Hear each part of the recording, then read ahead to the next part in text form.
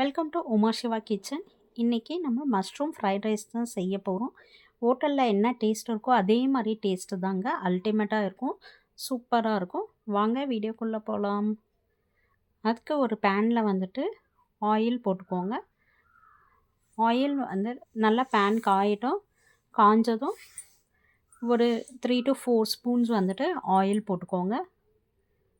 இது கொஞ்சம் ட்ரையாக இருக்காது, நீங்கள் கொஞ்சம் ஆயில் எக்ஸ்ட்ரா சேர்த்திங்கன்னா.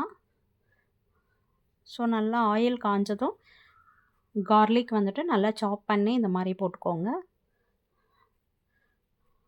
பூண்டு வந்துட்டு இது மாதிரி சாப் பண்ணி போட்டுக்கோங்க. பூண்டு நல்லா ஃப்ரை ஆகணும். எனக்கு அது ஃப்ரை ஆச்சுன்னா கொஞ்சம் அது ஃப்ளேவர் கொடுக்கும், சூப்பராக இருக்கும் அது. ஸோ அது ஃப்ரை ஆகணும். ஸோ மீன் டைம் கொஞ்சமாக பட்டர் ஆட் பண்ணிக்கோங்க. பட்டர் ஆட் பண்ணிங்கன்னா அந்த டேஸ்ட் அப்படியே உங்களுக்கு வரும். ஸோ அதனால தான் நான் பட்டர் ஆட் பண்ணுறேன். ஸோ உங்களுக்கு வேண்டான்னா ஸ்கிப் பண்ணிக்கலாம். பட் பட்டர் ஆட் பண்ணால் தான் அந்த டேஸ்ட் வரும். ஸோ குட்டி குட்டியாக சாப் பண்ணி க்ரீன் சில்லி எடுத்துக்கோங்க, பச்சை மிளகாய். அதுக்கப்புறமா மஷ்ரூம் வந்து நல்லா சுடு தண்ணியில் வாஷ் பண்ணி மஷ்ரூம், கேப்சிகம், பீன்ஸ் வேணும்னா பீன்ஸ் போட்டுக்கலாம். பீன்ஸு, கேரட் எல்லாத்தையும் போட்டு நல்லா சாட் பண்ணிக்கலாம். நல்லா அந்த ஆயில்லையே வந்துட்டு நம்மளுக்கு நல்லா ஃப்ரை ஆகணும். ஸோ ஆனியன் போட்டுக்கலாம். ஆனியன் வந்துட்டு சின்னதாக ஒரு ஆனியன் போட்டால் போதும். ஸோ அதுவும் ஒரு சைடில் வந்து வச்சுட்டு அதை நல்லா சாட் பண்ணிக்கோங்க. ஸோ இந்த வெஜ்ஜிஸ் எல்லாமே வந்துட்டு அந்த ஆயில்லையே வந்துட்டு நம்மளுக்கு நல்லா பாயில் ஆகணும். இல்லைனாக்கா ரா ஸ்மெல் வரும். ஸோ ரா ஸ்மெல் போகிற வரைக்கும் நம்ம வந்து வதக்கணும்.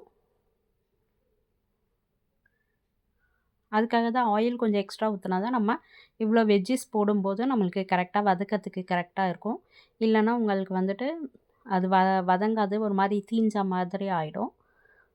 ஸோ அதனால் 3 to 4 ஸ்பூன்ஸ் ஆயில் வந்து போட்டுக்கோங்க. நான் ஆக்சுவலி ஒரு 1/2 கிளாஸ் தான் பிரியாணி அரிசி தான் நான் வந்துட்டு ஆல்ரெடி பாயில் பண்ணி வச்சுருக்கேன். அதில் ஒரு டிப்ஸ் என்னென்னா, அரிசி வந்துட்டு ரைஸ் வந்து நல்லா உதிரி உதிரியாக வர்றதுக்கு நீங்கள் வேகும்போது அந்த தண்ணியிலேயே நீங்கள் ஒரு ஸ்பூன் ஆயில் போட்டு வேக வைங்க. நம்மளுக்கு வந்துட்டு ரைஸ் நல்லா தனித்தனியாக வரும். ஸோ இது நல்லா ஃப்ரை ஆகிட்டு இருக்குது வெஜ்ஜிஸ் ஃபுல்லாக. அது கூட கொஞ்சம் காரத்துக்கு ப்ளெயின் மிளகாத்தூள் போட்டுக்கோங்க.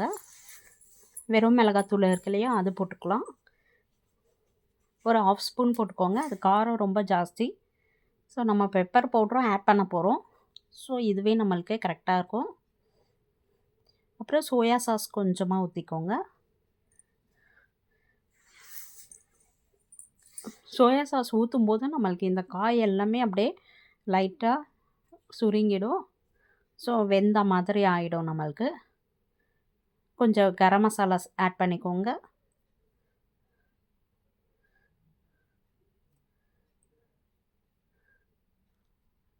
இந்த காய்க்கான உப்பு ஆட் பண்ணிக்கோங்க. நல்லா சாட் பண்ணணும். ரைஸும் உப்பு போட்டு ரைஸ் வேக வச்சு எடுத்துக்கோங்க. ரைஸ்க்கு தேவையான உப்பு எடுத்துக்கோங்க. இந்த வெஜ்ஜிஸ்க்கு தேவையான உப்பு போட்டுக்கோங்க. ஸோ ரெண்டாக மிக்ஸ் பண்ணும்போது நம்மளுக்கு கரெக்டாக இருக்கணும். ஸோ அந்த மாதிரி வந்துட்டு அந்த கன்சிஸ்டன்சிக்கு உப்பு வந்துட்டு ஆட் பண்ணிக்கோங்க. நல்லா சாட் பண்ணிக்கோங்க. இந்த சாட் பண்ணுறதுல தான் நம்மளுக்கு நல்லா பாயில் ஆகும் இது ஆக்சுவலி. ஸோ எண்ணெயிலே நல்லா அது கொஞ்சம் நேரம் விட்டுருங்க. அந்த கேப்சிகம் எல்லாமே பாயில் ஆகிடும் நம்மளுக்கு. கேரட் எல்லாமே சீக்கிரமாக பாயில் ஆகிற வெஜ்ஜிஸ் தான். ஸோ எல்லாத்தையும் நல்லா சாட் பண்ணுங்க அகெயின்.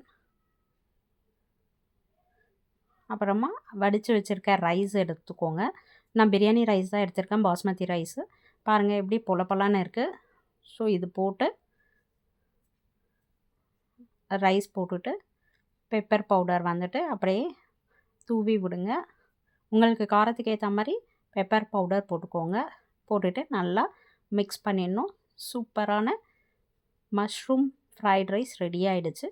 ஹோட்டல் டேஸ்ட்டில் இருக்கும். கண்டிப்பாக இதை செஞ்சு பார்த்துட்டு நீங்கள் எனக்கு கமெண்ட் பண்ணுங்கள். இந்த வீடியோ உங்களுக்கு பிடிச்சிருந்தா லைக் பண்ணுங்கள், ஷேர் பண்ணுங்கள், சப்ஸ்கிரைப் பண்ணிக்கோங்க. நீங்கள் சப்ஸ்கிரைப் பண்ணாதான் உங்களுக்கு வீடியோஸ் எல்லாமே நோட்டிஃபிகேஷன் வரும், நான் போடுற வீடியோஸ் எல்லாமே. இந்த வீடியோ பிடிச்சிருந்தா லைக் பண்ணுங்கள். தேங்க்ஸ் ஃபார் வாட்சிங்.